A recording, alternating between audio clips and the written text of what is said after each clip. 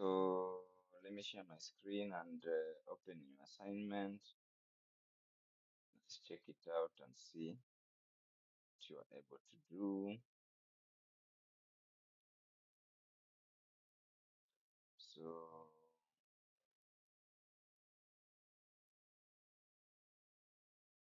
I'll go to File, go to Open Output. So suppose someone shares with you the output. How to open it is go to SPSS, go to File, then go to Open, you go to Output. So you click on Output, and then you load your assignment, the output that you have, the analysis or something. So just open. So from what you are able to do, you are able to perform comparisons between gender, male and female, and that's the analysis about the comparisons. Then also same thing, another table here we said we usually look at the sig value. When the sig value is greater than 0.05, fail to reject null hypothesis. And from the previous session about the null hypothesis, we were able to say something about it. I can see we have Sharon here. Sharon, were you able maybe to follow along the recording? I was. Okay. Were you I able to was able finish? to follow it. Mm. The histogram gave me a challenge. That is where I was. Yes.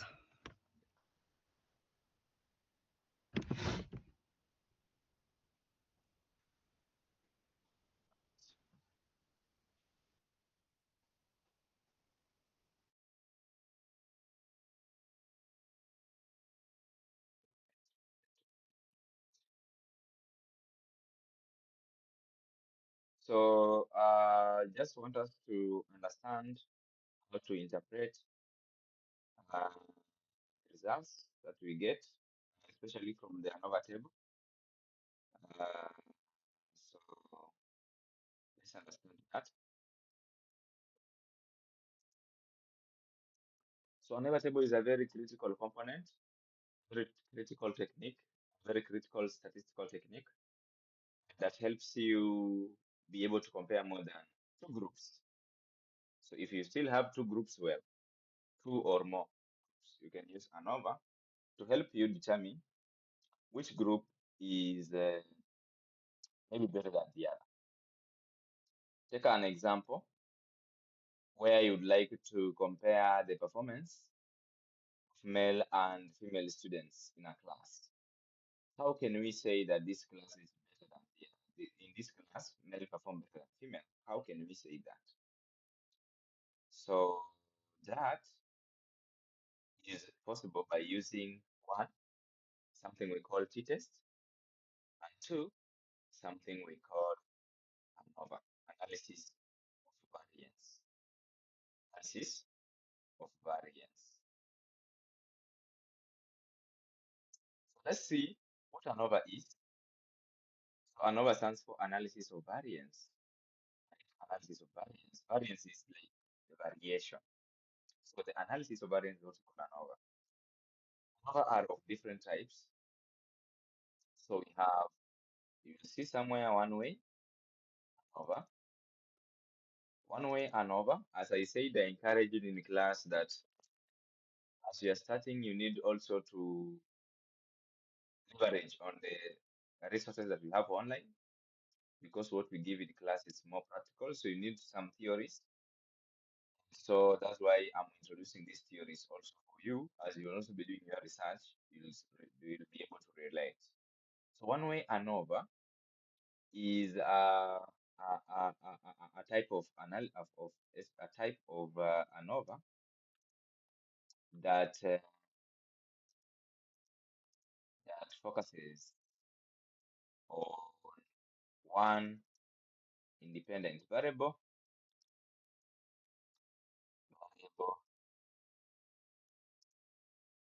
and one dependent variable.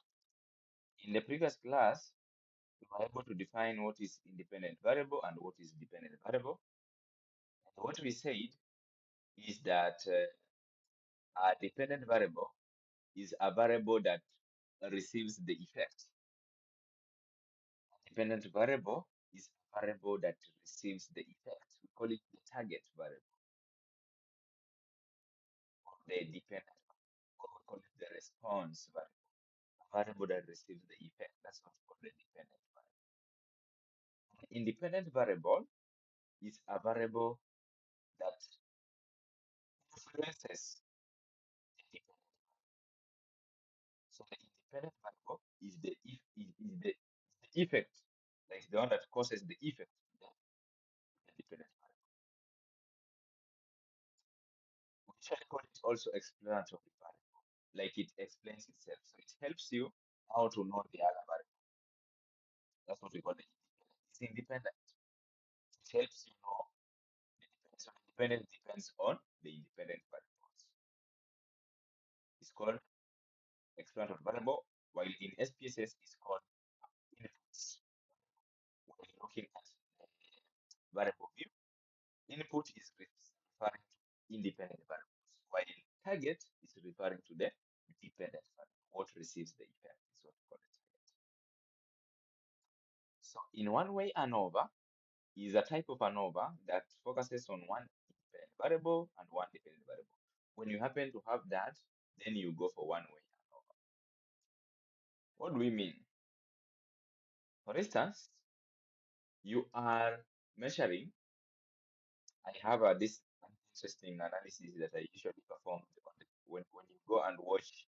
I'll share with you some links where you can go and watch some trainings that I did on the analysis of variance, one way and two way.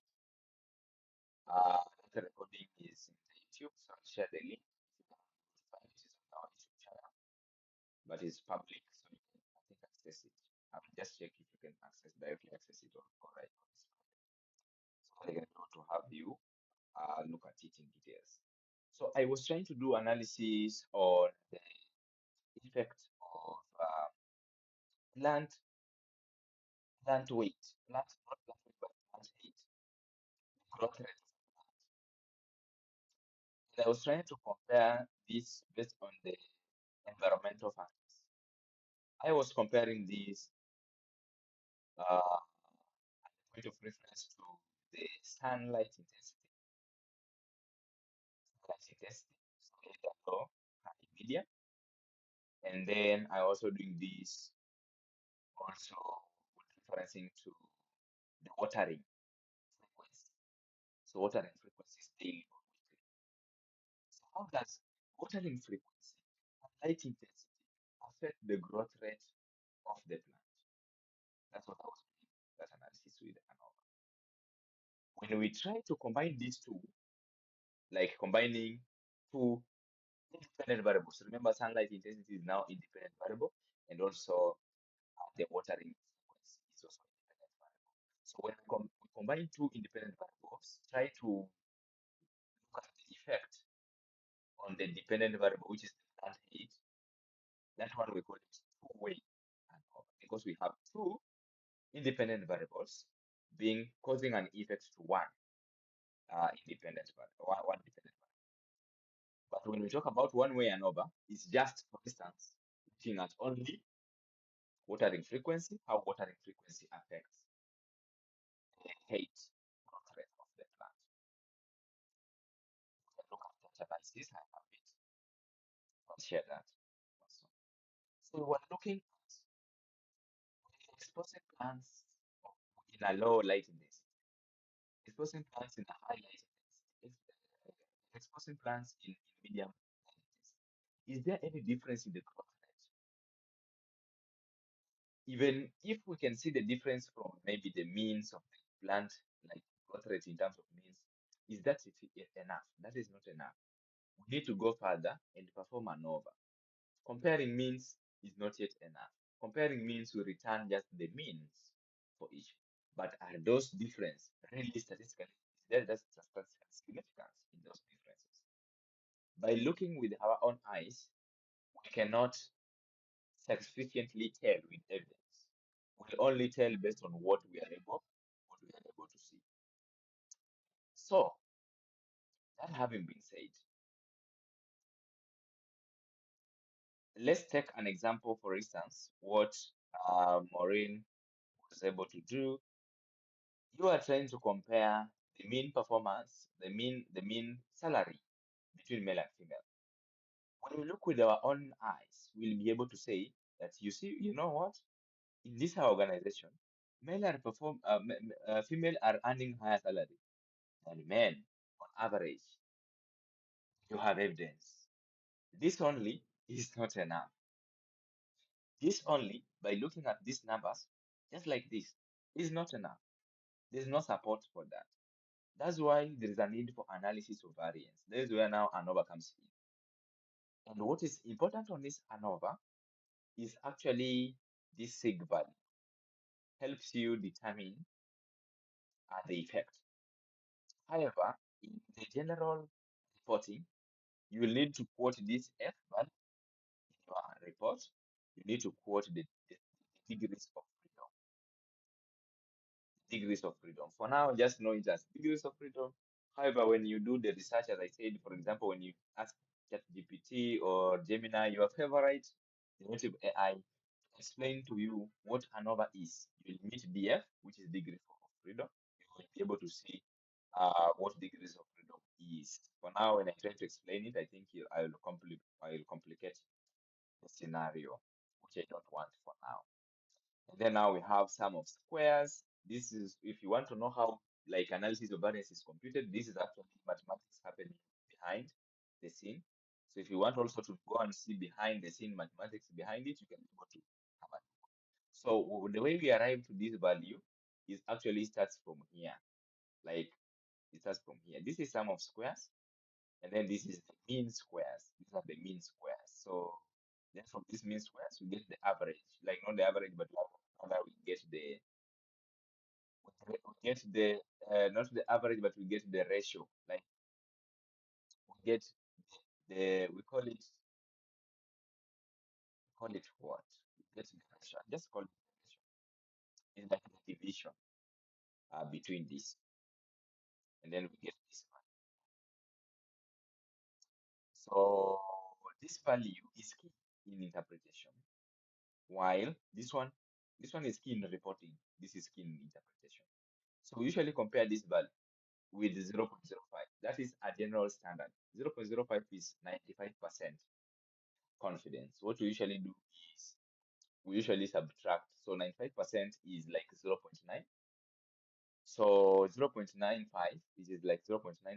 So you subtract it from 1, you get 0.05. There is where the point of reference of 0.05 usually comes used. For now, you can just know that you are comparing this value with 0.05, which we call p-value. We call it p-value. So we compare this value.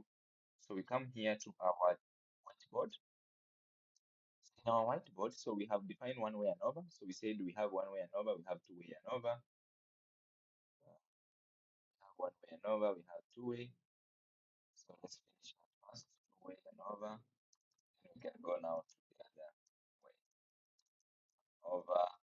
So this one more than, and this one is for two independent variables. So these your variables, for you to perform ANOVA, these your independent variables need to be categorical, either nominal or ordinal. If you have, of course, watched or the previous classes, you know the difference between nominal and ordinal. So they must be categorical. That's when you can be able to call them groups. That's when you'll be able to call them groups. They need to be categorical. Then we come to something called hypothesis. So in research, you must set a hypothesis. That's what is also here. So your hypothesis what is usually given as a statement in research, what's usually given as a hypothesis in research, that is what we usually call null hypothesis. If you have heard of hypothesis, then that is what we call null hypothesis. What the normal person is just thinking, what the normal person is thinking about. That's what we call null hypothesis. What is the claim? We call it the claim. The claim. And then now we test that. If that fails, then the alternative becomes true. So we have something called alternative hypothesis. Alternative hypothesis. Alternative hypothesis. Now, this null hypothesis, our analysis of variance assumes that there is no difference in the means of those different groups. So no difference. It claims that there is no difference in the means between groups. So there's no difference between the means between the groups. So what it assumes is that the mean, for example, for male is the same as the mean for female. That's a claim. Bwana. We can't say bwana male. We cannot say that male and female perform differently in this situation. That's what we call null hypothesis. Alternative to that is that at least one of the means. Only that now for this case we only have two groups. So this will be just that this is not equal to female. Like the alternative of the other one. But suppose you had more than two groups, yeah? That will mean, for instance, we had the departments. So can we say that finance earn more salary than IT? Finance. But now the null hypothesis will be finance is equal to IT, is equal to marketing, is equal to sales. Guys earn same salary. That is the null hypothesis. But what will be the alternative to that? The alternative to that will be that finance, at least one, maybe finance can be earning the same salary to maybe marketing people, maybe also HR. But I need also here we need to have HR, but maybe not equal to sales, maybe not equal to IT. Like at least there is one mean that is different from others. Like at least there's one group that is getting a higher salary. So this is how we set the analysis, the null hypothesis and the alternative. Once we have these claims, once we have this for readability, let me drag it that way. Once we have this, then once we have this in place, then we get this table here now. We get this ANOVA table, which now gives us ANOVA table gives us ANOVA table. ANOVA table now gives us the sig value, sig value. So this sig value, if it's 0.05, if this sig value that you get in ANOVA table is less than 0.05, reject the null hypothesis. Remember, I'm using this in general. So whichever problem you get, you just apply the theory we are writing here. Then if the sig is equal to, of course, there's a value here, so there's some dash here, and also there's some dash here. If this now is now greater than, let's say now, this one is now greater than 0.05. So what do we say? We don't say we accept, but in statistics, we say we fail to reject the null hypothesis. So if we reject the null hypothesis, that means that the alternative is true. Hope you now understand me. If we happen to reject the null hypothesis here, that means that this alternative is true. If we fail to reject the null hypothesis, that means that the null hypothesis is true. So from these results that we have here for this is Maureen, got a sig value. Maureen, you can type your now interpretation in the chat section because your mic had some issue unless it is okay now. But you can type your interpretation. So we had a sig value for Maureen 0.6, sig value output 0.613. So what is the decision? So here's where we make the decision.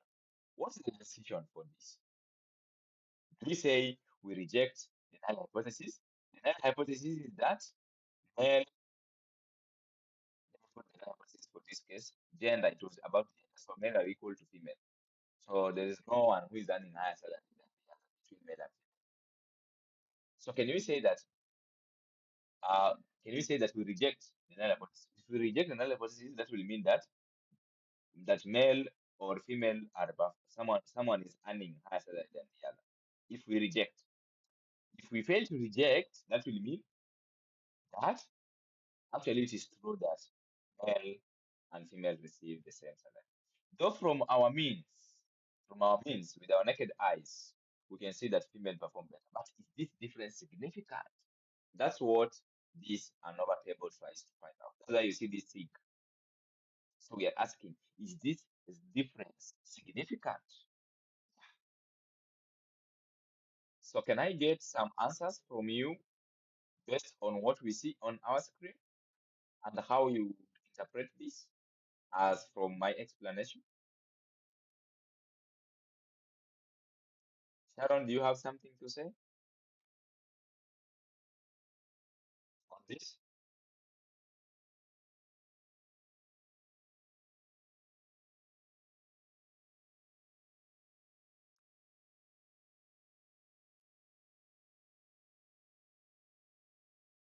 Okay. So Maureen says that 0.613 is statistically insignificant. So that implies, Maureen, can you now type your conclusion? This is decision.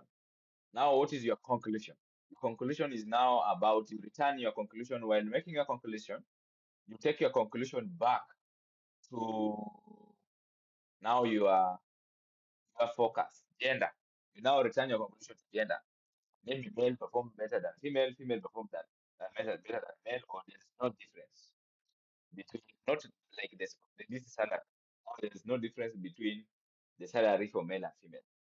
Like there's no salary difference in gender because you can generalize and now say there is no salary difference in gender. Or there is, you can say maybe male perform better than female or female perform better than male. Now, if now this is now if this is not true, if this is not true, that means that this is true. And if this happens to be true, then you'll be looking at the means. Now you can confidently rely on your means. Now you can say if suppose this was less than 0.05, then we could have relied on this and say, oh, you know what? In this organization, female people are at on average, not by individual, on average, generalization,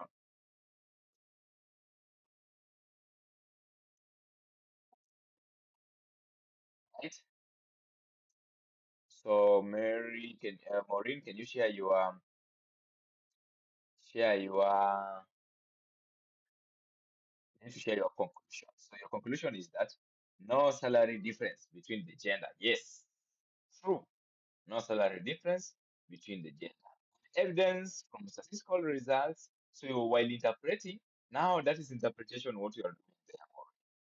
While interpreting, you say uh, analysis of variance technique was conducted. So ANOVA was conducted. ANOVA was conducted to test if there is a significant difference between uh, the salary for male and female. The results or the output show DF at DF at df uh, at df148, at df148, like 1 comma 48. So while writing you'll learn how to report this. Remember, if you are also learning this to also help you do some freelance work, you'll of course now learn how to do this, especially for freelance. So you now report now output showed, output results shows at df1 comma 48 and c, and the f value, f statistic is usually called f statistic, but f value, our f value is what? So you report this f value. This is what is important on this table. This is what is important on this table. This is what is important on this table. So our f value 0 point f value 0.260. So this one don't put here, put here a comma first. And sig, or we can just call it p value. Sig is usually alternated with p value stroke sig 0.613.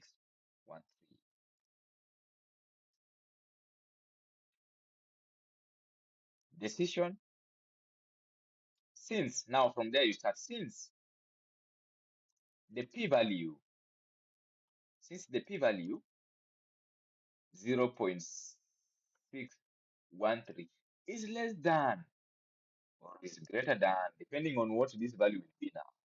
It's greater than, for this now is greater than. It's greater than 0.05. You return to where? Our hypothesis. What was our hypothesis saying? If this happens to be greater than that, what do we do? There's a hypothesis somewhere. We did some sig here and another sig. So if the sig now happens to be greater than 0.05, we fail to reject. Since this value is greater than this, we fail to reject the null hypothesis and conclude that. And conclude. This is now conclusion. The other one is the decision since the p-values. Decision since the p-values. Output, decision, and then now conclusion. Conclude that there is no significance, no significant difference between the salary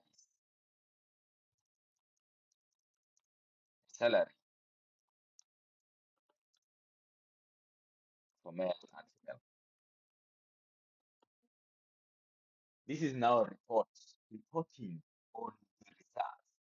Getting results is one thing. Now interpreting the result is also another thing. I want also to show you how you can also use, you can take this, you can take actually just this output,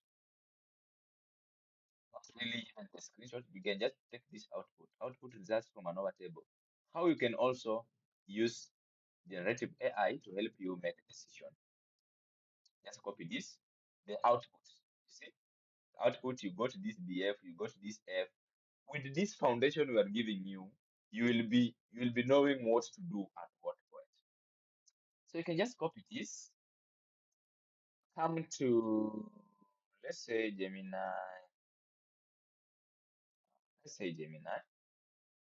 So this one can also help you get also confidence in reporting. You'll of course compare what Gemini will tell you with maybe what you were taught or what you know now, or for example what we have already calculated there.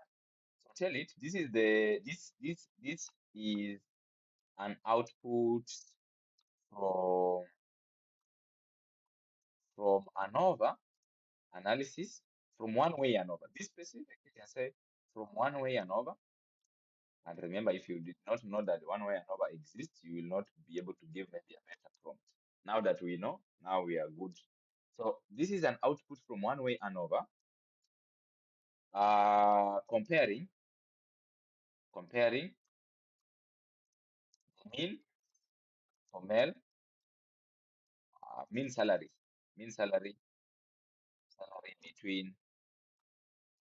between male and female employees. What are the means? So you can come here and say male mean salary, female mean salary, female mean, male mean. So you can put those values that are on the other side on your results. So this results shows 71,099. So we can just put the value for this case just for because we are doing it as a demo. So we can put here, but because the values need to be too close, that's why your analysis was giving that result. So let's say something like that, and then this other one mean of 72. So it is important 71 and 72, 0, something like that. And then now, give me uh, reports for interpretation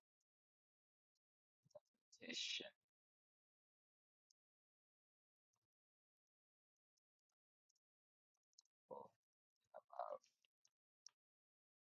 yeah. So something that we did on the other side is what this guy will also be able to tell. So he's telling based on the one-way ANOVA output, there is no significant difference in the mean salary between male and female employees. The results indicate that the above or the observed difference of this between male salaries of the two groups between the mean salaries of the two groups is likely due to random. Then now we come here. What are the key findings? The F statistic, the degree of freedom, which we already provided. Of course, you can see this represents between groups. So this one is giving more details, but just one paragraph output is usually the report is usually. But if you are now to give like the key findings on a separate interpretation on separate, then you can do that. So interpretation, the null hypothesis for this ANOVA is that you see we must also give you a null hypothesis. That's why you saw us creating the null hypothesis first, trying to understand what null hypothesis is. It's telling us the null hypothesis for this ANOVA is that there is no significance or there is no difference in the population. There's no difference in the population mean salaries of male and female employees. The alternative hypothesis is that there is a difference because the p-value this is greater than the significance level. You see this significance level. The significance level, this value is what we usually compare with. So the significance level is 0.0 by default, unless you are told that you are basing your analysis at 90% confidence. So at 90% confidence, that will mean that you just take 0.9 minus, so 1 minus 0.9. Now, that will mean that you have changed this reference value. However, for us, by default, anywhere on the world, by default is 0.05. So since this value is greater than this, we fail to reject the null hypothesis. This means that this one was what? Decision. What is starting here is what? Conclusion. This means that we do not have sufficient evidence to conclude a significant difference exists between the mean salary of male and female employees. So the small observed difference in sample is not considered statistically significant. So this is now a lot of stories, but now we have it as just this. You see? So getting output is one thing. Now making your output make a decision is what is very important. That's why we are now first part of our we are looking out on how can we make a decision from our analysis.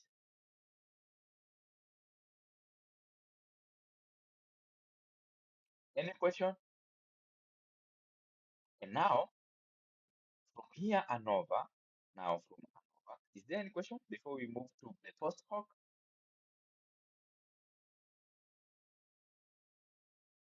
Rebecca, thank you for joining. Though a bit late, but I think um, you have a hint on what we're discussing. So we are discussing the interpretation of ANOVA, starting from the ANOVA table itself. How many types of ANOVAs do we have? The F statistic, F critical. Yes, the F critical. Nice. Now, F critical is usually compared with F statistic. However, the F critical value require you to look for an F critical table, which we usually don't need to go that direction because we are not in a theoretical class. Um, we don't usually use the F critical interpretation. You are usually provided with two alternatives. One is to use the SIG, which is usually the easiest. The second one is to use the F critical. So F critical is compared with this F statistic. I'm referring that from Maureen's question in the chat section. So F table, F table. If you just search in your Google F table, you'll get an F table, a table like this, the F distribution table, this table. So the table you see here, this is what we call the F table. So if you want to use the F critical values, then you are now going to rely on this F table. So you'll be looking at the degrees of freedom. You'll be looking at the degrees of freedom, one, and look at one against 48. The other one was 48. So you look where 48 is. 40 is around somewhere here. So you just look at that angle. So you look at this value, you compare again this value with the value that you got for the F statistic. So there we usually compare this value with the other one. So for me, I do not want to complicate our interpretation.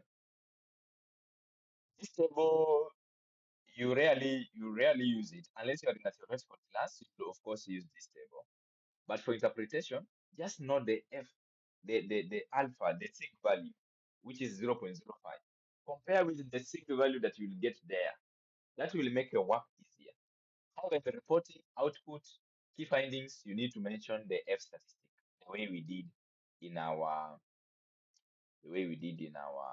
our whiteboard here, in our whiteboard here. You need to mention the F statistic. You just mention it. You don't compare it with the F critical because you'll be like doing two things. You are doing the same thing twice. You'll be using the p value, again you're using this. So you'll be like using the same. So, however, the interpretation of F critical and F statistic is usually the opposite of the p value. So this one is usually when this is greater than, this is less than. When this is less than, this is greater. So usually the opposite. So we don't want to complicate. And maybe we are some of us that are here also, we are doing maybe this for the first time. So I don't want us to go to the critical direction, but it's also an alternative to our interpretation. Hope, Maureen, I've answered your question. You can let me know. So it's usually used as an alternative for the p-value, but it does the same thing, only that it's the opposite in terms of now making decision. So which is less than, which is greater than. If this one is greater than the critical value, is now when you reject. And if it's now less than, now you fail to reject. It's usually the opposite.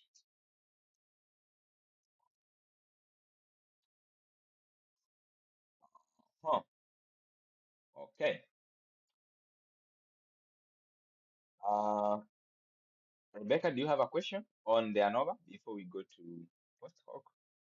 Have you maybe understood where you just joined? Hi, yes, I've gotten it. No question. Okay, thank you. So now, based on the results that we get from the ANOVA table, based on the sig value that we get in the ANOVA table, that is what now guides us whether to perform a post hoc multiple comparison analysis. What does that do? You see here, for gender, it's easier for you to know which group was better than the other,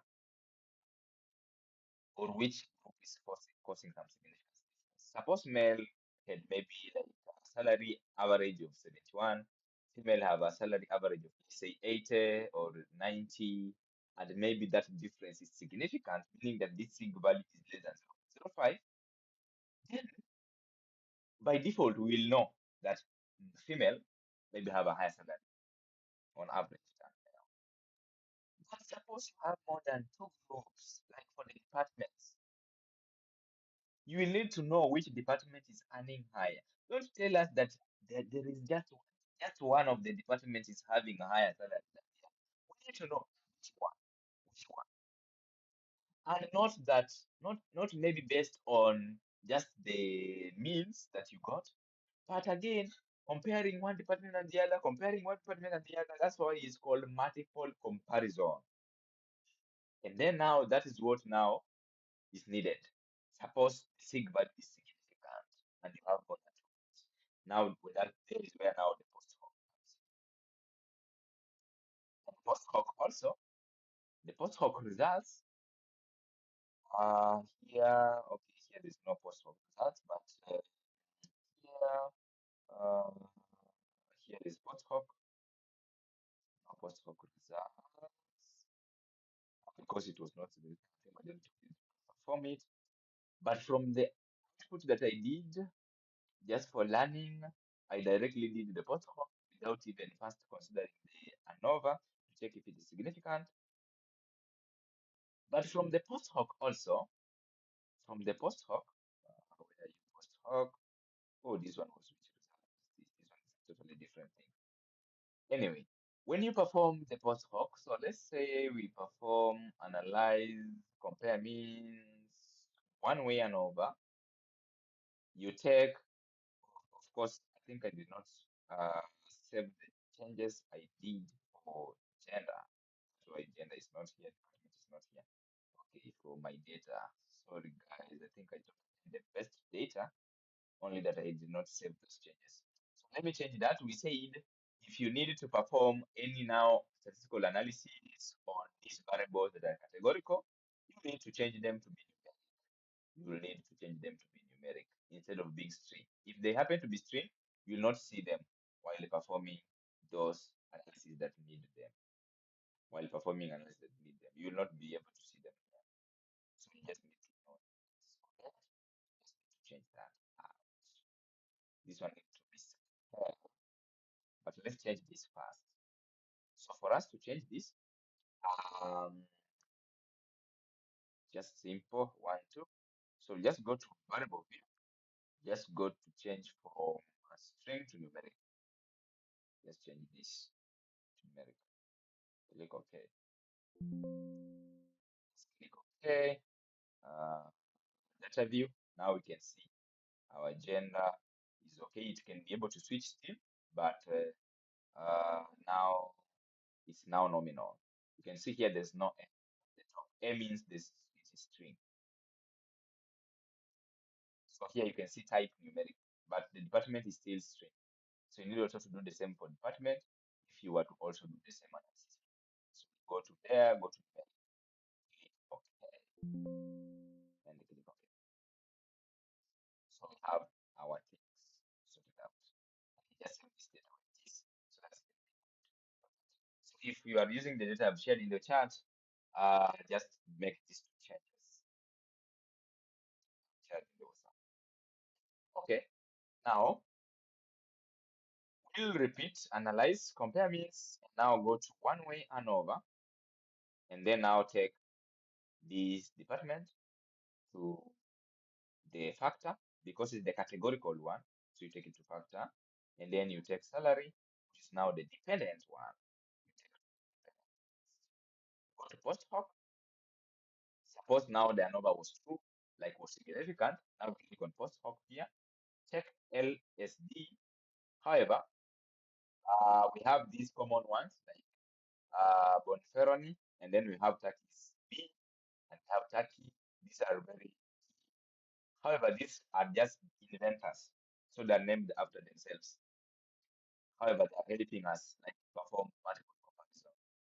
So while doing, maybe like someone gives you data analysis, you choose whichever you want to choose, and then maybe you can also use the internet to know how to interpret which one and how is it being interpreted.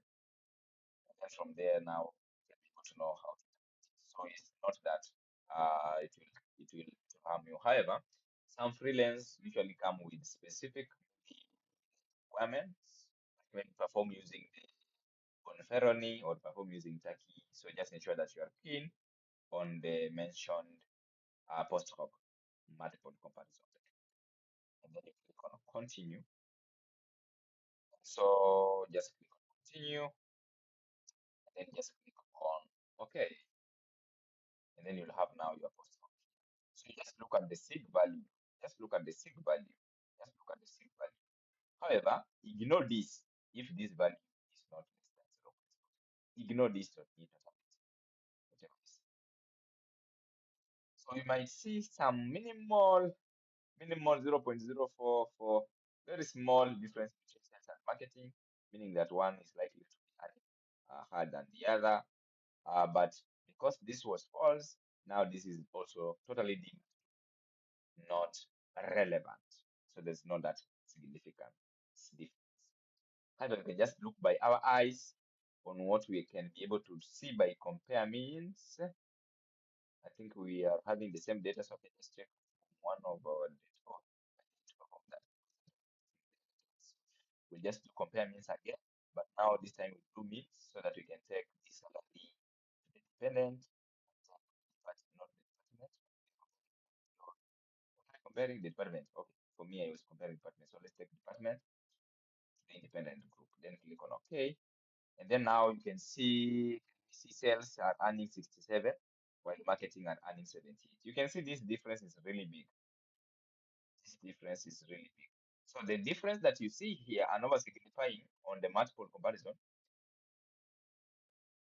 kuna kaukweli fulani here, but now on the overall look of this, then it's deemed not significant. Hapa kuna kaukweli kamejificha mahali, as you can see these things as they compare 78 against 67. Yeah. And now how this is interpreted is just to look at this value, which values are significant, of course, relying on this, because if it was significant, then you just look at that, and then now you can make a decision, just the way we have done for these.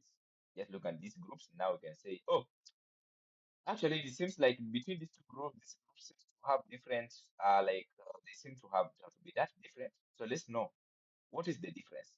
Maybe we can now say, these guys are earning lesser salary than this marketing guys. Yeah, the sales guys are just closing the deals.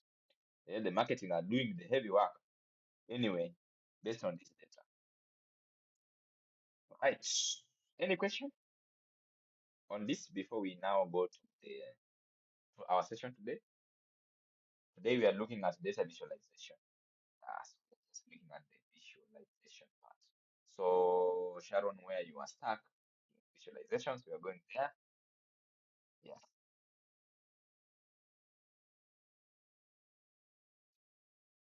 Rebecca, is everything okay? Sharon, so far, is everything okay? Thank you. Thank you. Okay. All right. Thank you, Rebecca. Now, we now go to, of course, as I said, we have t-test also. So look at t-test. I have a recording on t-test, but look at t-test. Look at t-test. T-test. So t-tests are of three types. So we have one sample.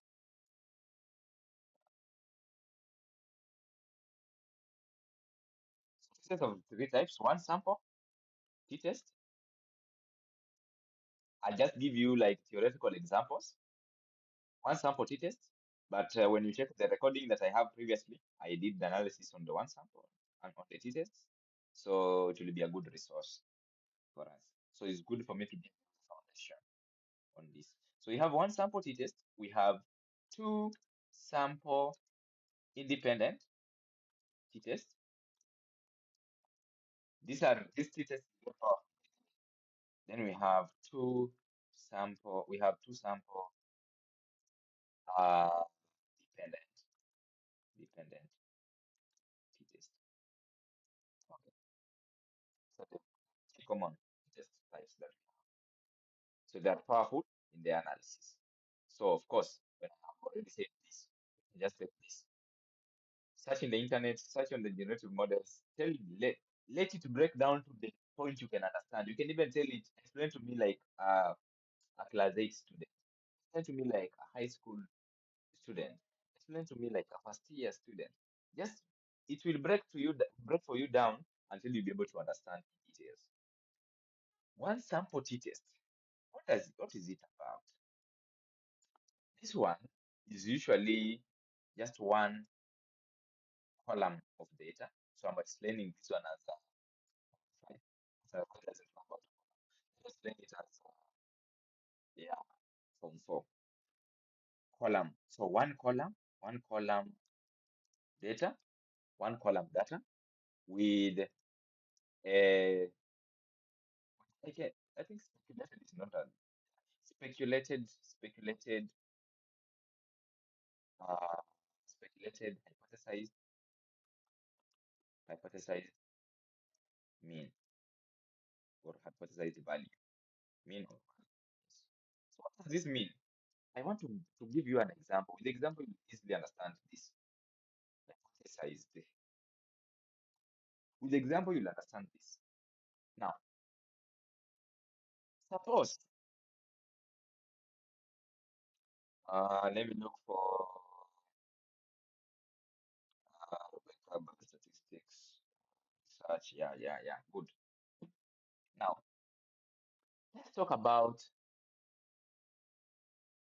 ocean life. Ocean life. Let's take a scenario of turtles. Suppose we are researchers and we are asking ourselves, what is the lifespan of a turtle?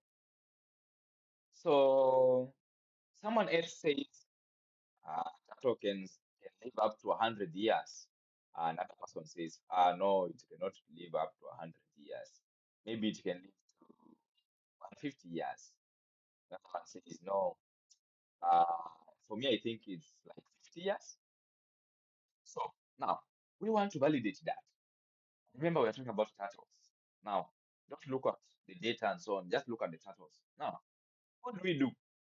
We send researchers, yeah, to do a sample. Maybe we take um we monitor the lifespan. We monitor the lifespan, or if it's fossils, we can measure the fossils of the turtles. So let's say we measure like 20 turtle fossils, and then or fossils turtles, no turtle fossils. So we measure these fossils to know how long have these fossils for this how like we measure what the age of these based on the fossils. Now, we note this age down. So we'll get some ages that this turtle lived 88 years. Another turtle lived 77 years. Another turtle lived 20 years. Another turtle lived 5 years. Guys, now we are talking about turtle and we have a SPSS here. Why not do it? So let's come to file, new data. This data, we are going to create a variable known as turtle age. Then type numeric decimal 0. Label turtle age. Um, Values, no values. Measure scale. Then let's go to data view and key in data. So we're saying we do now a sample of 28. We reach 20. Now 20 fossils of turtles. So we get another turtle lived 80 years, another turtle lived 45 years, another turtle lived 100 years, another turtle lived 120 years, another turtle lived 99 years, tattoo lived 50 years, another tattoo lived 70 years, another tattoo lived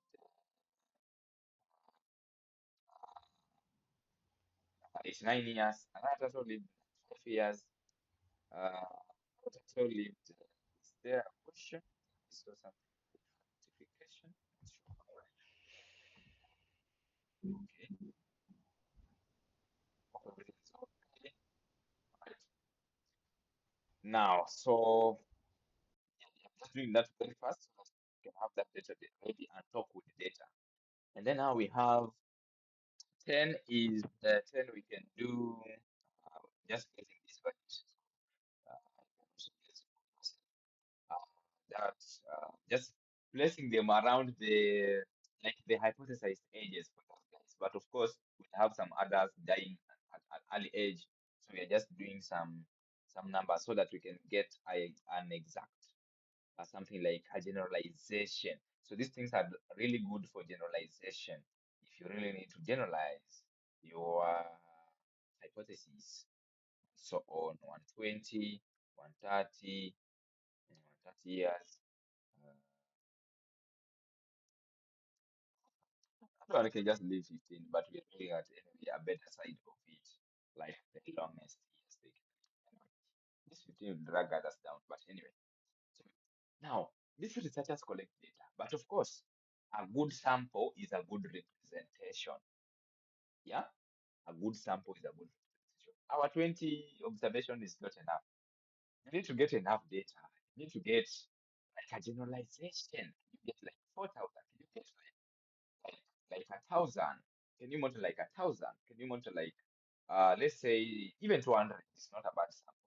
Yeah, 200, 300, 384, uh, 500. But of course, you need to in analysis also you need to give the validity of your sample size. You need to give an evidence of why you choose that sample size.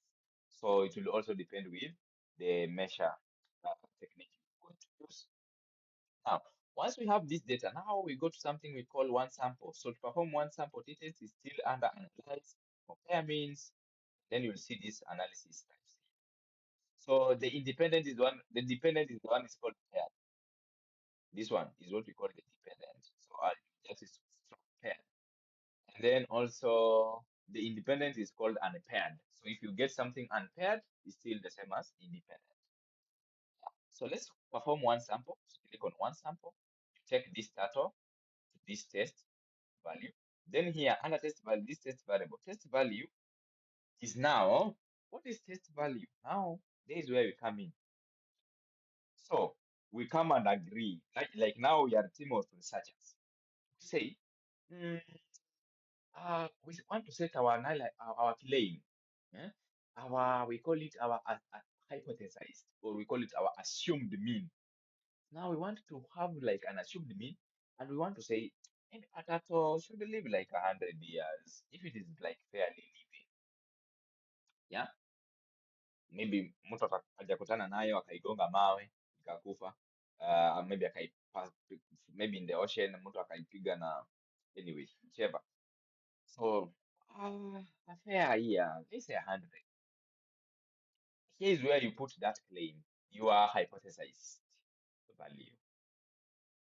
Then from there, if you want to click on options, well, click on options, but here you can just change the confidence. This confidence is what we said, 95 is the default one, which gives us the confidence to use the 0.05 significance level. Just click on OK. You get the one sample analysis output.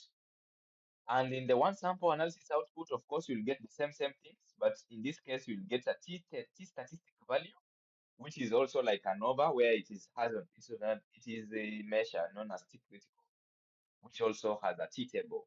So we don't usually go the direction of T tables because you are provided alternative here with a sig value. So we usually just look at the sig value.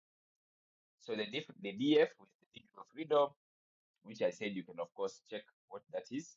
So you'll always see what you are testing against, and then from there you can be able to tell. So from what we see, we see our mean. This mean is 87.500. That is the mean of total data that we collected. That is the mean of this data. The mean is 87. So what one sample is trying to do is trying to compare this 87 with 100. Is there a significance difference? Is there a significant difference? So you have a difference mean. You see mean difference is 12 negative 12. That's the mean difference. Then the sig value here is 0.087. This value is compared with 0.05 with the same interpretation as the one we had for ANOVA. If this value is less than 0.05, you will reject the null hypothesis. What is the null hypothesis? The null hypothesis is that this mean is equal to this. This mean is equal to this, 100. Like there's no that difference between 7.5 and 100. But what do we see? 0.087. This value is greater than 0.05. What does that mean? Can someone tell us? What is the decision? Give us the decision, then we will make the conclusion. We can start since in the chat section, or you can unmute since, then you tell us since this is greater than this, we do this. Ready? Ready?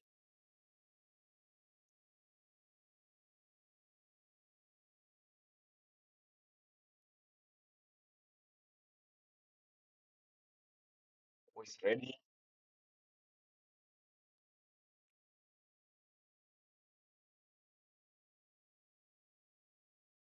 Hello, are we here?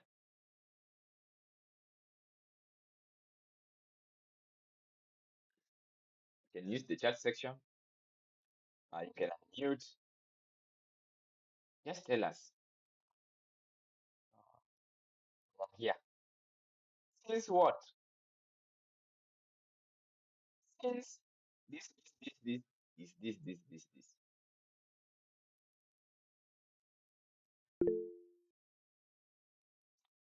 Yeah, so I can see Rebecca in the chat section. We fail to reject the null hypothesis. We must start with since. Yes, we fail to reject the null hypothesis. What makes us reject?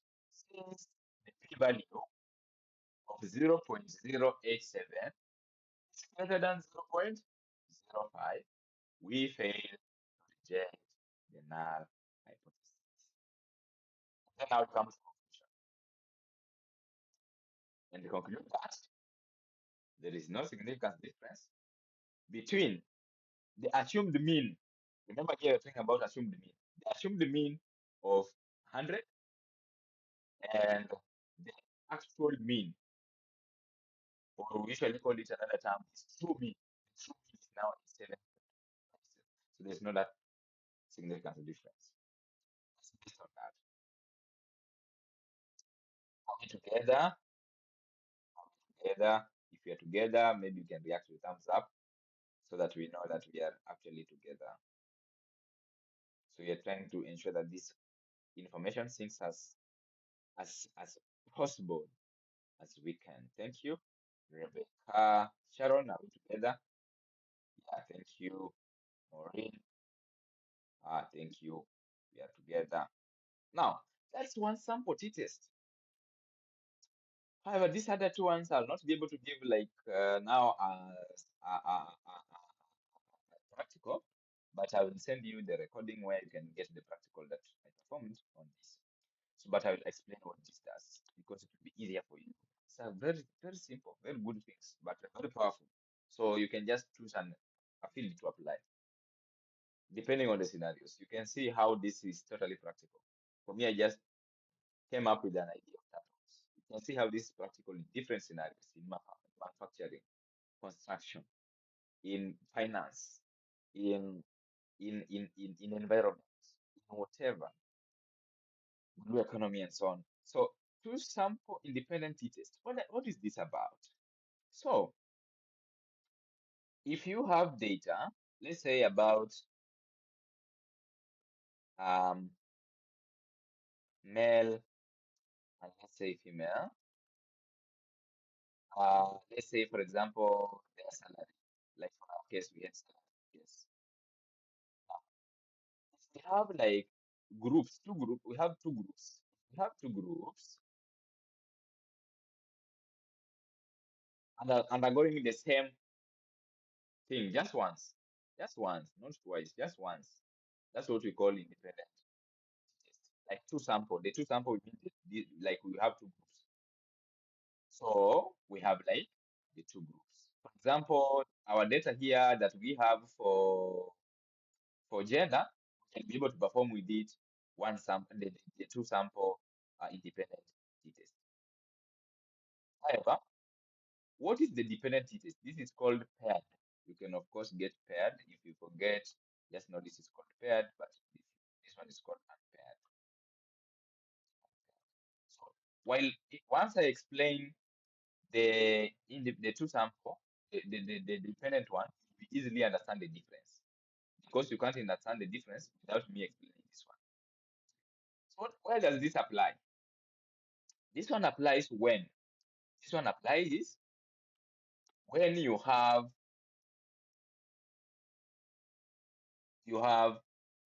let's say um, let's say let's take contestant students. Yeah? You have a class like now us here. I give you an exam. I give you an exam. You do it. You do the exam. You submit your results. I mark. I give you back your results. I observe your score. After that, I give you a recording. Let me say I give you an exam on analysis of variance. Now, let's say I give you an exam on, let's say, maybe independent or tree testing again. You do the exam without, let's say, without having that proper preparation. You do the exam, perform well. Perform maybe what you perform, maybe it's not well, or it's well. Then from there, I give you recordings, I give you the textbooks, I give you the resources. Then I give you another exam after, let's say, maybe 2 weeks. Then now I compare. That's what now pair comes in. I compare your scores before giving you the recordings, after giving you the recordings. And from there, I now make a decision. Is there a difference? Is there a difference? Is there a difference? That's what about parity is about. It's very applicable, by the way, to different things. One, it's applicable in education, where when we want to find out if going to library is significant, give students exams, and then they do. After that, you send them to the library maybe for 1 month and give them another exam. It's usually good when testing if a particular technique is doing better. If you have time. If you don't have time, then you need to separate people into groups. Let's say you take up like 20 people, you send them to the library, 30 people, you don't send them to the library, then you give them the same exam. Now there you can use the independent test to analyze. That one you can use the independent test to analyze. However, the dependent requires that the same people who undergo a particular thing, and then after there, you give them some time, you expose them to a particular environment. Then from there, you test the same people to see if there is an improvement. This is also practical in agriculture, where you might test the plant growth without giving them fertilizer boost, observe them for 2 weeks, measure their growth rate, and then after now doing that, you now boost them with a particular maybe organic chemical to see their growth rate after maybe 2 weeks. Measure their height again. See the height difference. There, is there a difference? Is there a difference? The same people, but being exposed in a particular environment and then being measured again. That is what paired t-test is about. However, for the unpaired is different guys. You see, different guys, different groups, different groups. For example, how does unpaired apply in agriculture? In agriculture, like for example, still on the plants. Remember the other one was the same plants you measure before boosting, and then you do what? You measure it. The same plants, you measure them after. For the unpaired, it will be you take some plants, you boost them. Another plants you don't boost them. Then you measure their height after maybe 2 weeks. You see now? Do you get the difference? For example, just for a good for our internal maybe, yeah, example here. We have people who went for Johnson Johnson. We have people who did not. I don't want to mention who. But if we look at the immunity, let's say they measure the immunity for those people who did not receive the Johnson Johnson and for those who received Johnson Johnson. Which type of t-test will they use? Which type of t-test will they use? I want to hear your reactions, please. This is now health. We're trying to give as many examples as possible so that we can see how these things are applicable in different things. Yes, Rebecca? Could you pardon the question? The question is, we have people, Johnson Johnson. You know Johnson Johnson, Rebecca? Yes. Yes. We have people who are injected Johnson Johnson and they feel like they own the world and now they will not die. And then there are those other group of people who did not wait for any injection. Now, if the doctors want to find out if now injecting Johnson Johnson was significant, that's what I mean now. Bring it to medicine. If injecting Johnson Johnson was significant, what do they do? They said Johnson Johnson boosts the immunity, right? So they measure the immunity of people who did not receive the injection. They also measure this other side, people who did not, people who received the injection. Now they want to analyze them. They want to analyze their immunity to know, hey, is there a difference in the immunity of these people? We have those who did not receive the injection. We have those who received the injection.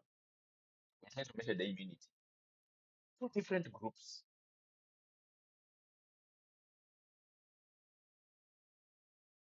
Not that they measure immunity before you get injected, and then they measure immunity after. So they're two different groups. Yes. I think it's unpaired because originally they were in two different groups. Mm, two different groups. Maureen, what do you think? The chat section. Sharon, what do you think?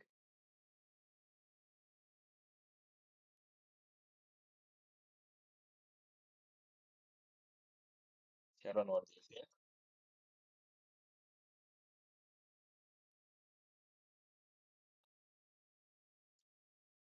All right. As you share that in the chat section, if you have any example also you'd like to give, and let us also know if it is test or independent or dependent.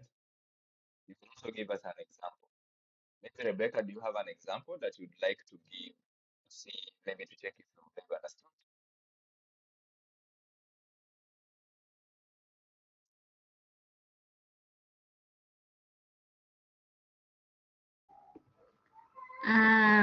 An example of independent or unpaired, maybe if we, let's say it's in a school and we want to compare exam scores.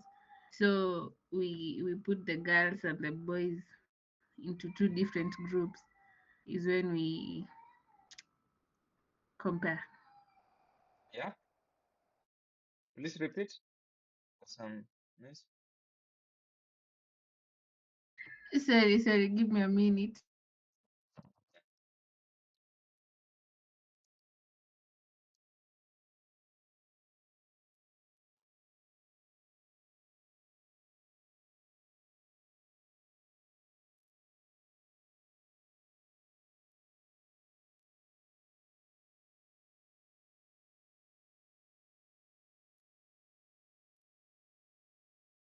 All right.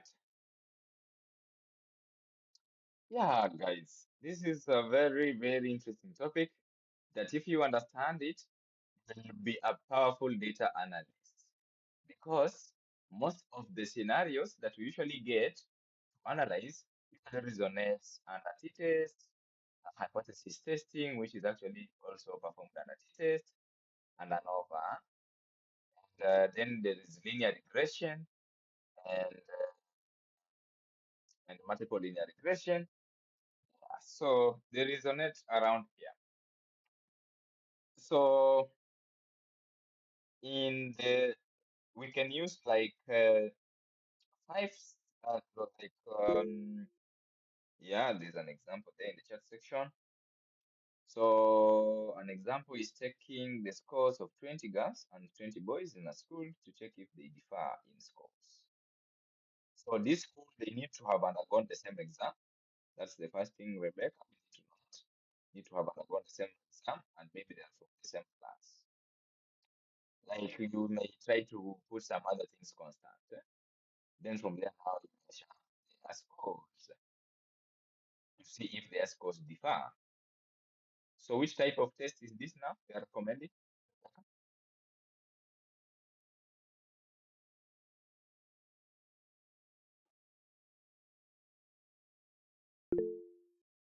Yeah, that I agree with you totally.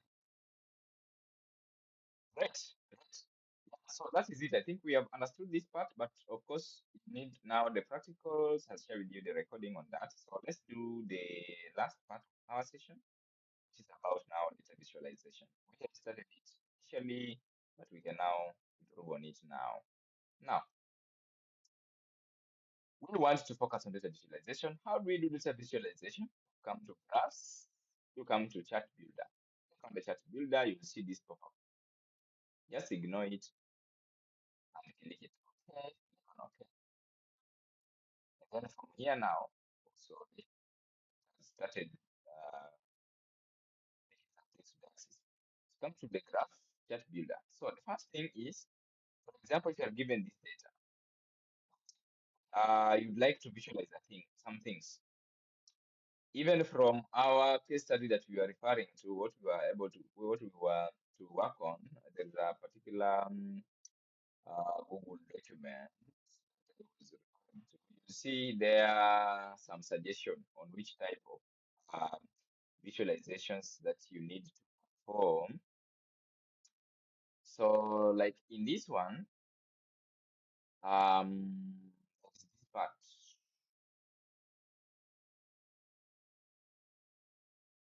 one so remember, I want you to reach at a point where when you just read what the data wants, you already have an understanding of which test we use. That's how to make our easier ability to know which test code we use. If you just read whether employee performance scores are linked to salary, this one is suggesting that you perform a correlation. So just by reading, you need to be in the position of checking. You need to know correlation. Why did I know that it's correlation? Correlation, regression. Why did I know that's correlation and regression? Because it's talking about employee performance, cost, and salary. You must first figure out employee performance costs, are they continuous, are they categorical, or what are they? That way, you will have a quicker way of knowing which tool you want to use. Having mentioned that, you need to know the difference between univariate, variate, bivariate, variate, multivariate,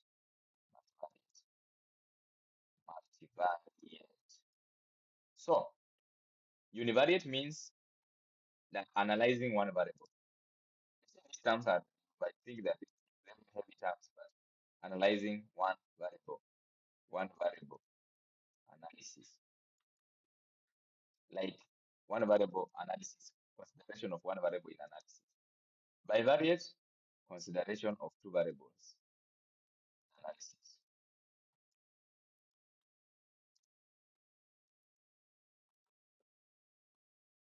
Multivariate, more than two analysis. Once you also know this, life will be simple now.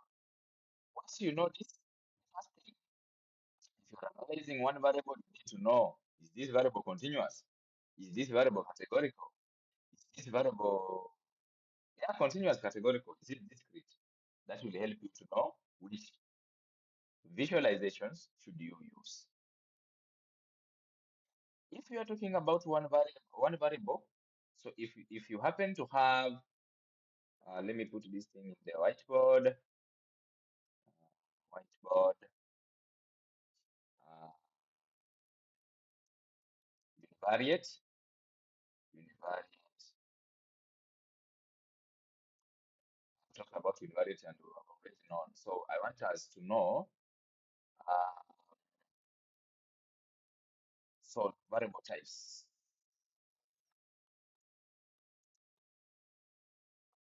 Of course, it's just like type of data. Don't confuse, it's like just type of data. So type of data, the data you're dealing with. So this type of data, if your data happens to be,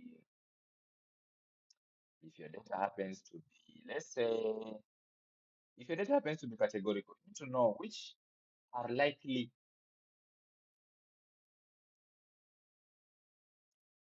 which are the likely uh, analysis, which are the likely charts should you use. And what if this other side you have numeric? Let me call it numeric first. So numeric.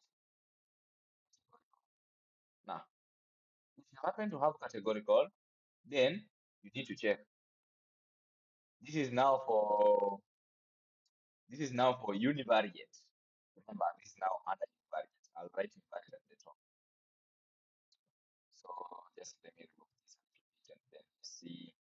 Just a minute. Bring a sticky note. Yes. So this is, you can use pie charts. You can use, I'll minimize the size. 14 is very small. Yes. You can use pie charts, bar charts.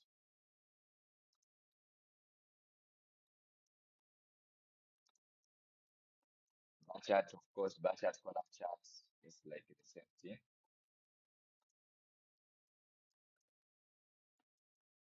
So I'm just mentioning the basic charts. But now you can of course explore more. For this is for univariate. You need to note that you're talking about univariate, like a single variable. Control this bold,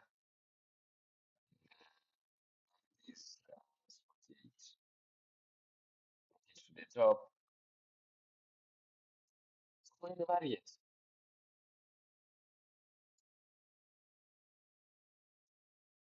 ah,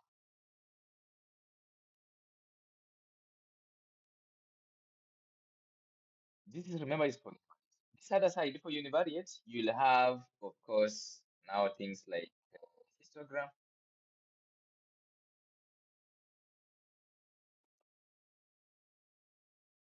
sticky notes.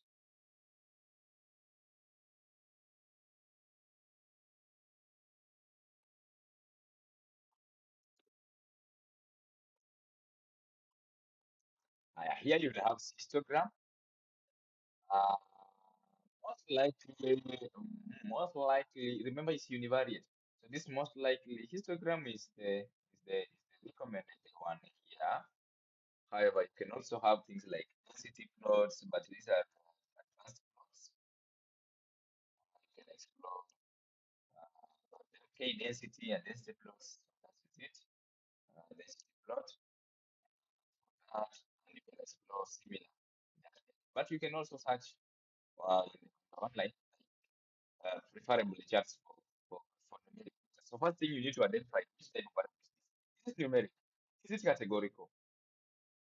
Yeah. So like categorical. Numeric, I mean just discrete and continuous. Remember, numeric I'm mentioning discrete, but not category. Discrete. That's what I mean by numeric here. So not the other numeric in SPSS. Just it might be numeric like in the other side, but it's nominal. So it needs to be numeric and scale for that case. Okay,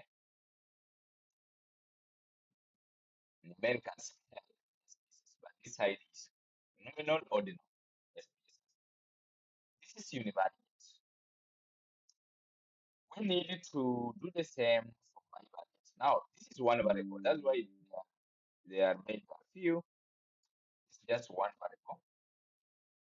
Just power, my power. Then we see how it goes. Just finalize that. Just finalize that. Yeah,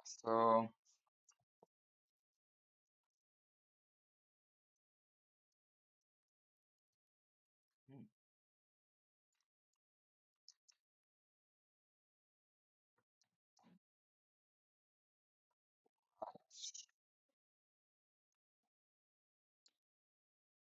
so here is bivariate. So bivariate, this means that you are comparing more than two variables, like you're comparing two variables. So here now, the case will be different because you are comparing two variables, and these variables might be continuous continuous, or might be categorical continuous, or categorical categorical. You see now. So here, the likelihood that you'll get is continuous continuous. Remember, you're doing two variables there and here in the middle. So in the bivariate scenario, you get the bivariate scenario, you get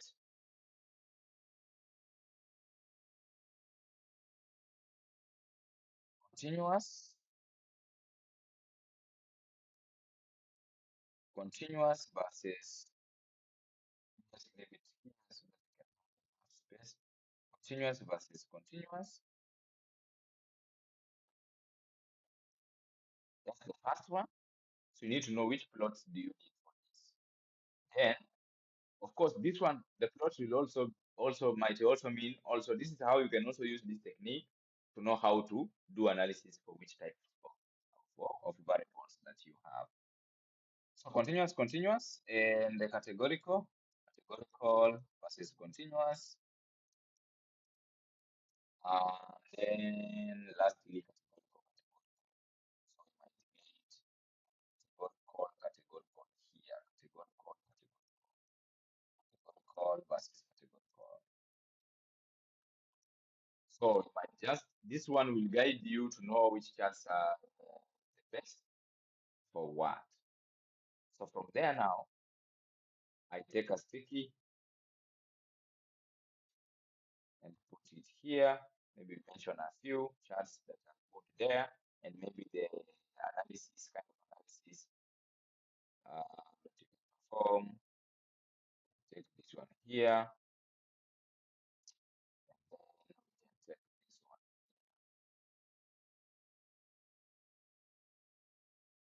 Right, good to go. Now, continuous.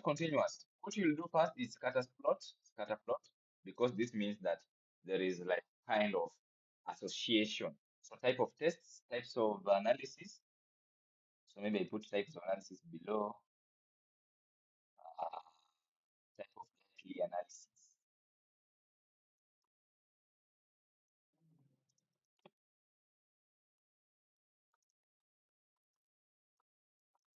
So this is how you can strengthen your, your analytical understanding. So type of analysis here, continuous. Remember, it's now a scatter plot. Here, an analysis you can perform is correlation, test for association, test for association. Then you can also perform regression, perform correlation, perform regression. Next, categorical continuous. Categorical continuous plots. Remember here there's histogram also, but of course histogram is the other side on the categorical side, on the univariate. But of course you can also explore how histogram can also help you here. Histogram, uh, histogram, yeah. And then now we come to the categorical continuous. This one you need. You see now, bar charts can also help you here. Remember now here you're comparing continuous and categorical. So bar charts can help here. Bar charts, column charts can help you here. Column charts can help you here also, because it will be categorizing the continuous, or in terms of counts, of course. In terms of also kind of counts. But here you will of course need some other sophisticated type of visualizations. So when you come to graphs, click OK. You will see some charts here. So line charts can go here under scatter plot. This line chart. This line chart here. Huh,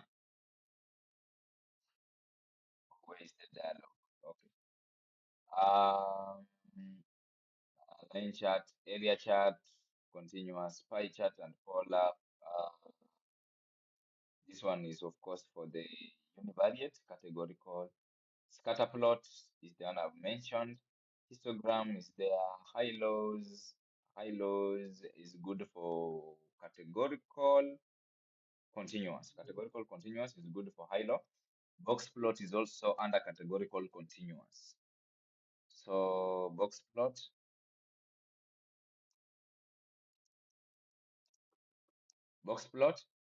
high low,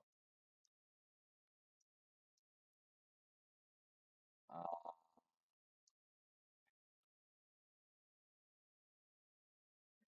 and so on, so on. So you can check. So some intertwine, some intertwines.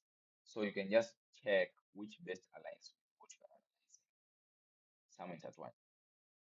Yeah. So that's like a hint on how you can do that. However, there is also some other advanced visuals. Of course, like here you need more advanced visual, categorical. You need, okay, here you can also have something like, oh, there is multivariate also. So of course some can cut across, like combo chart might need multivariate. So if anything requires more than 3 variables, then it's multivariate. So you might need combining some other. This we have combo chart. You can check in Excel and see some other type of charts. If you try to populate a chart in Excel and it's not coming, maybe it shows that you have some other variables that you need to meet. You need to meet some certain criteria. Categorical, you can perform bar charts. You can perform bar charts there, no problem. You can perform that and others. So just synthesize this, and as I come, just yeah,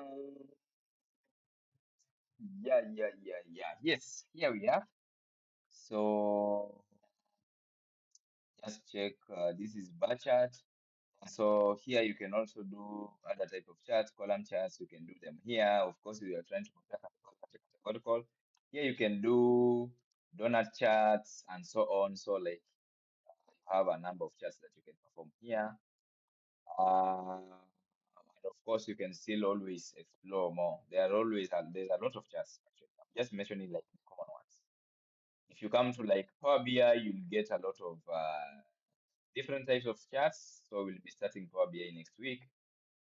So purposely for data visualization. So this is like will be a continuation of actually next week's class as we proceed. Yeah. So as I mentioned while I was starting that SPSS is not best for data visualization. Excel produces better charts than SPSS, but the specific tool for data visualization, business intelligence tool is the Microsoft Power BI. So just need to note that. So just note this, just 1 minute. Come back, we do a demo. Then about that, there's some background. So just trying to control that. Yeah. So now we have that in place. Now let's do a demo. So you can just use this for your learning. For multivariate, of course, cuts across these types of charts. Some kind of analysis. Yeah, let me mention some analysis under each. So let me just copy this and paste it again, take it here. So type of analysis for this category is the t-test. Test, of course, this one is the two sample ones, either two sample, either dependent or independent. And then also type of bivariate analysis that you can perform. Of course, you can also perform regression. Then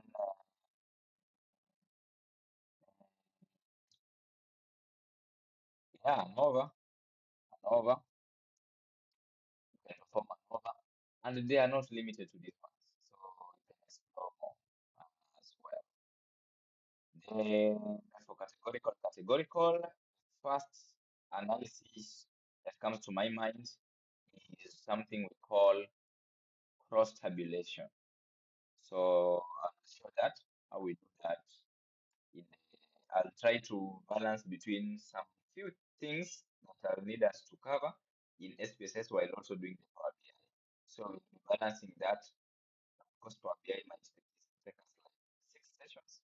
And maybe we can use one session or one session to just like cover this particular have some interesting things to explore before we leave SPSS in totality. So we'll explore something we call cross tabulation, cross tab, or if you have heard about chi-square, chi-square. So that's cross tabulation. So don't worry about that. So categorical against categorical. So that's a nice tool to look, check out there. Yeah. So, and there are more, and there are more other advanced analysis that you can use. So that's what you need to, every time you read a question, you first think of it. Is it talking about univariate or bivariate? Is it talking about bivariate? Which are kind of analysis do I need?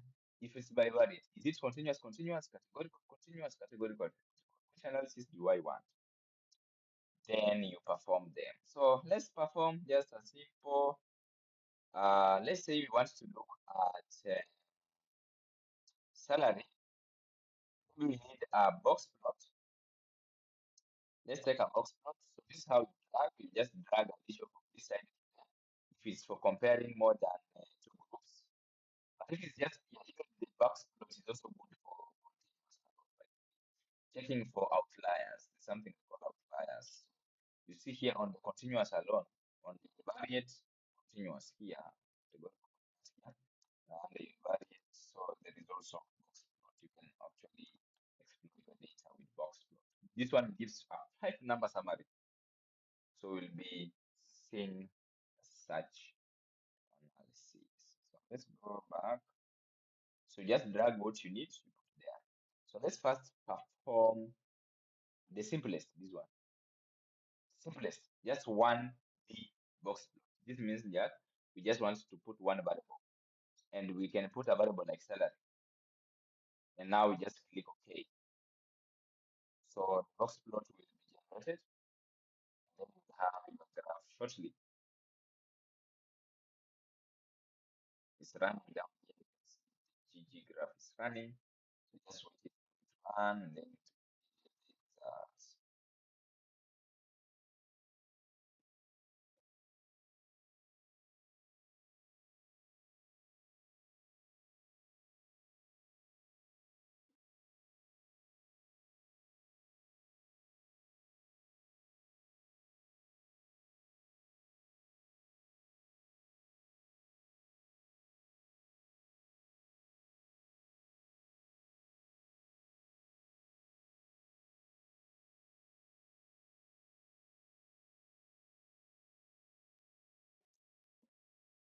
Still running, still running. So yeah, ready. It's ready somewhere. So I just need to know where my outputs are. Where my outputs are here, not really here. Yeah, most probably. Yeah. So this is what we call 1D, just one variable. So this is univariate box plot because this is continuous. So that is continuous. So this one just shows 5 number summary. Lower one shows the minimum value. Minimum value is around 40 something dollars, 40 something thousand dollars. And then we have this one is what we usually call when you look at the 5 number summary, you can of course just search even the box plot in the internet. You will see the 5 number summary. So this one will be talking about the first quantile. So don't worry about the quantiles now. This is the first quantile, second quantile, and the third quantile, and then this is the maximum. So this one is usually this one is the 25th percentile. If you see anything with percentiles, know that they also have something in it. Yeah. So once you get these results, usually interpret it in that scenario. Usually interpret if you see any value out here is called a weird or outlier. Anything outside this box plot, either below or above, it will show that there's an outlier. So based on our analysis, where this line lies, and this data is usually where mean is likely to, where the mean is likely to be. The mean is likely to be for this kind of for salary. The mean for salary is likely to be around this area. So well distributed, this box shows uh, where majority of the people are, where majority of the people are. Measure of dispersion, these guys. Yes. Percentage, as you know, quantiles are measures of dispersion. Quantiles are measures of dispersion. So you can just search box plot and learn more about the 5 number summary. Then you can use to interpret this. But now, if you have like more than one variable that you want to compare with that, you need to come to graphs, start ruler, and then now let's say you want now to perform like categorical and continuous. So you take your salary to the y-axis, and then take your you can take department or even gender and take it to x-axis. Now you'll know how these guys are distributed in the box plot. So in the box plot, you see why was that the mean for female higher than the one for male? Because men have the longest tail to the bottom and also the longest tail to the top. These two guys are dragging and pulling what we call the variation, causing the variance. So are pulling the mean. This is totally pulling the mean down. That's why when you are advising, oh, improve your mean and so on, maybe for students and so on, this is usually the scenario that usually happens. So someone is performs lower, they drag the mean for the entire class to the bottom. That's why for this case, this is now salary. This guy is we have the lowest person earning is actually in the male side. That's why it's dragging the overall. But you can see for the female, they are actually in between. So there's no top, there's no that top, and there's no bottom. It's like a class. We can have a class in maybe there are people who are performing just everyone scores B, but number one is coming from another class which is scoring. But again, the last student is also coming from the same class that had an A. So in overall, the other class that performed B has the best score compared to the other one. So that's what is happening. That's how you perform data visualization actually in SPSS. When you double click on the chart, you can be able to do edits on this chart the way you want. You can even click here, you can edit these legends by just clicking on not the legends but the axis. By that you can just edit the axis and so on. If it is continuous, maybe continuous, you can add the trend lines. Just hover on this, and there's nothing that can go wrong actually, guys. You can just explore these things by yourself. Just click on something and see what it does. If it does something you don't want, you can just close and then undo to undo the action. So you can't mess up. Yeah, that is it about our session. Any questions? Assignment? Any questions? Assignment? Any questions?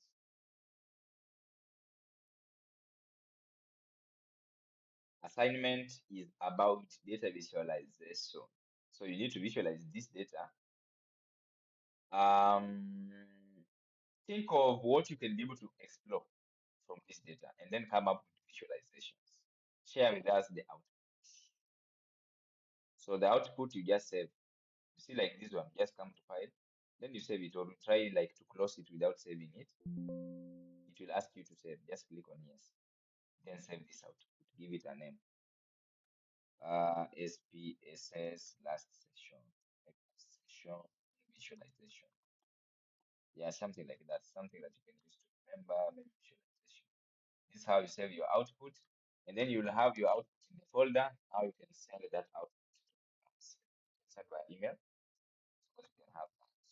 Then you ensure you save your data set so that next time you don't have to do what I did first. So just save your data set. You can come to file and then you come to save. I've already saved with Control S. There's a shortcut for saving Control S. But this one will also be active if you have not saved, so you just click on it and then it will save. So just explore, think of anything you can explore. 6 years of experience is numeric, is scale. So just ensure that you change it to scale and then you can explore it, not as nominal but as a scale. So try to analyze some things, try to do scatter plots. You have seen some charts we have mentioned there. Use that knowledge to explore this, because in most cases you'll not be asked to explain it. That's why I leave you freestyle to explore and become creative. So I'm trying to make you also creative at the same time. Yeah, this is about our session. Anything? Thank you. Anything? How was the session? Rebecca, Rose. It was nice. Just kindly share the whiteboard. All right, all right, all right. So let's share that. That. Yes, let's share that. Noted. Yeah, I can see Maureen. Yeah, Maureen is saying it was interesting. Sharon, how was the session today? The session was good. All right, thank you. Thank you all also for your time. And SPSS is a very powerful tool. You have seen just how it can help. I'll of course share the recordings for the other sessions, that I covered with SPSS, so that we can explore it deeper again. And then now you can use it. You can start now analyzing people's data using SPSS. Now you have confidence. You have been on top of exam, so you can use SPSS to start analyzing. From next week, we'll be looking at Power BI. So before the next week's session, I want you to download Power BI desktop. So just go to your browser, then download Power BI. So I'll just send the link also in the chat so that you can download her playlist. And thank you for joining. Goodbye.